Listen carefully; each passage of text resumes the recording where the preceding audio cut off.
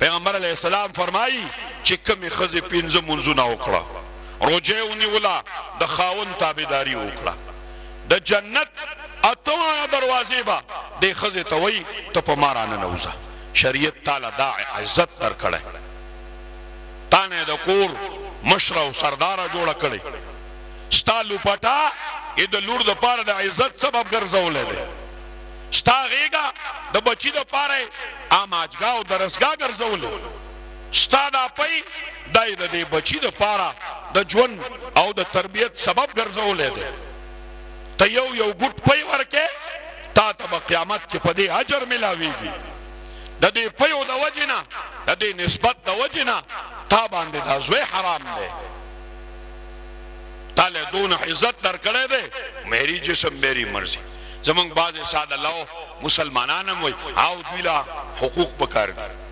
من وای دا د خپل دور مخ کې وګوري چې قران نازل نو د دې با عدت څنګه تیرې ده دا به لکه دا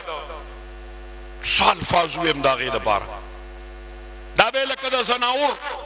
په کوټه کې تړلې و دی یو کال مخ نشو انزله پوزه په وبو نشو پاکوله خلی نشو کنګالوله قضای حاجت د پاره د دغه کوټې نه راوته نشو شریعت چراله وینا د دې عدت په عزت باندې تیریږي خاون ته وی په عدت کې بدله ډوډۍ ورکه د کور غم بولکه نه جامو غم بولکه دا با عزت ده شریعت تعالی دا حقوق درکړي دا خلق د قران خلاف د قران د قانون خلاف راوتی دي زما استا په ذهن کې خلجان پیدا کړ مفتی محمود رحمه الله هغه وخت یو خزه په اسمبلی کې تپوس وکړو چې یو سړی سلور خزه کولې شي دا یو خزه ولی سلور سړی دي شي کولې او پینځه نو مفتی صاحب ته خندل وی د یو سړی د پاره د سلور خزه حکم دا قران کړی دی اسوک چې قران منی دا د غي د پاره حکم دی اګه سو قران نه منی هغه د 50 مړو نه ځان له پیدا کی وی دا حکم چا بیان کړي مسنا و ثلاث و رباع دا چا بیان کړي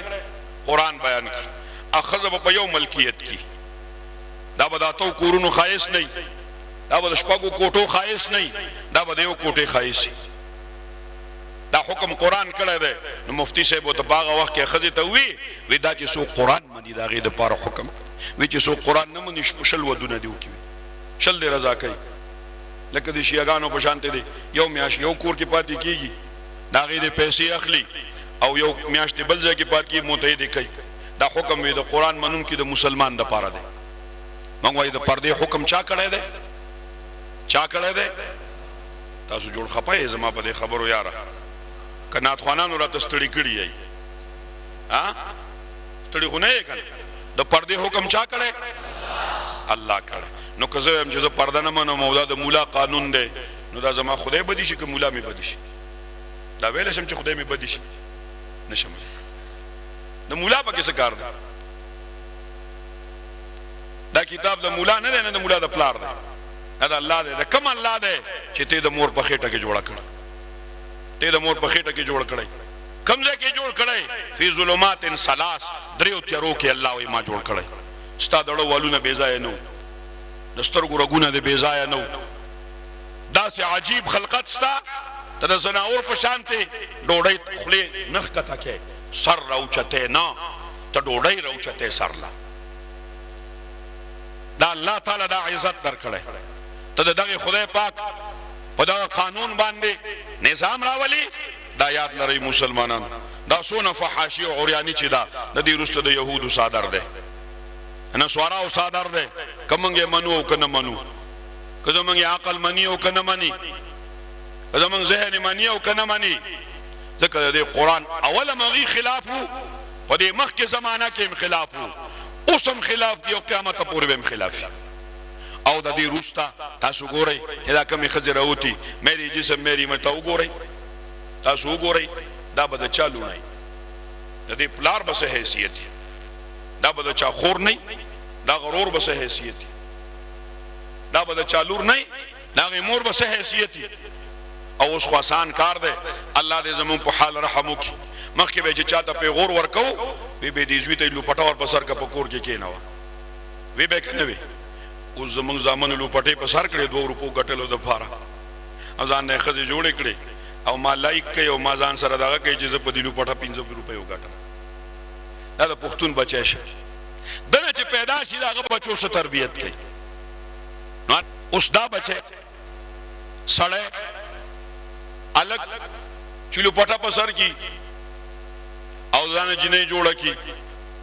نو سبا چې دا تصویر بچی ګوري نو سبا وته چې بابا ته جنې وي وایي کنه سبا وایي وته په کوم نسبت به وایي نن په دې لار باندې زمون ځوان ورواچو زمون پیغله په دې ورواچولا د قران نظام د لاس نویس قران وته بدی ښکارا کړ د قران پرده وته بدی ښکارا کړ